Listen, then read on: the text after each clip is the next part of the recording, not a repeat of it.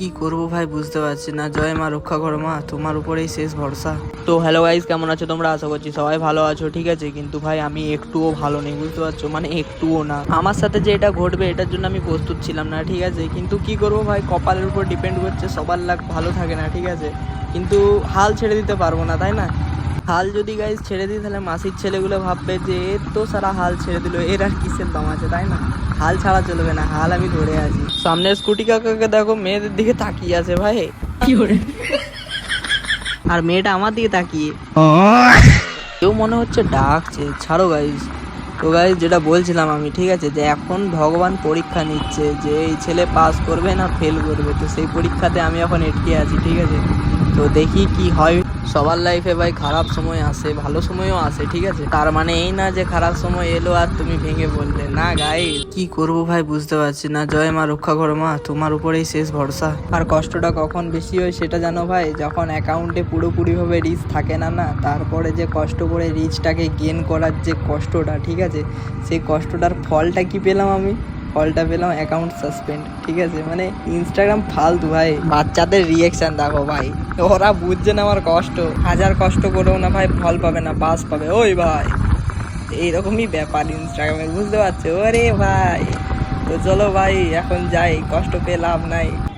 এখন দেখি কি হয়, কতদিনে অ্যাকাউন্ট আসে বা না আসে।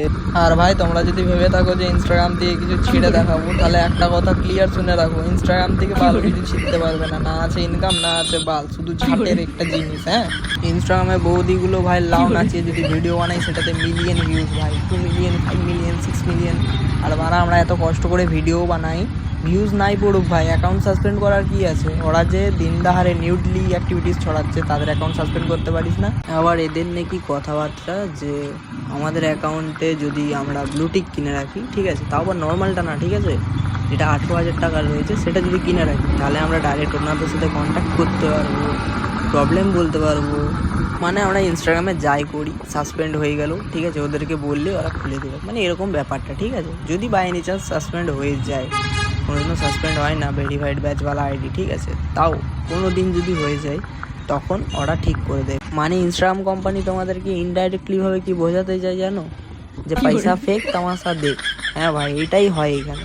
তা বলে তোমরা এই ভেবো না যে 45 টাকা তারপরে 700 টাকার ভেরিফাইড ব্যাচ কিনে রেখে দেবো, ওটাতে কিছুই হবে না ভাই। ভাই আমি আর এই 14 গ্রাম নিয়ে কথা বলতে চাই না, ঠিক আছে। হাসি পাচ্ছে প্রচুর, রাগ ধরছে প্রচুর। রিয়াকশানটা চেক করো গাইস, ঠিক আছে। আর চোখে দেখছে মেয়েদের ভাই, হিডেন ট্যালেন্ট এটা, ঠিক আছে, আর চোখে দেখা।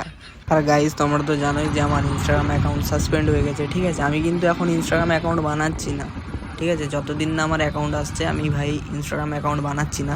যতদিন না আমি অ্যাকাউন্ট বানাচ্ছি, কোনো ফেক অ্যাকাউন্ট ফলো করো না। ওই কাকা, যদি আমার অর্নিং মোটো ব্লগস ইনস্টা অ্যাকাউন্টটা না আসে, ঠিক আছে, তারপর যদি কোনো আমি আইডি ক্রিয়েট করি, তো আমার ইউটিউবের বায়োতে পেয়ে যাবে।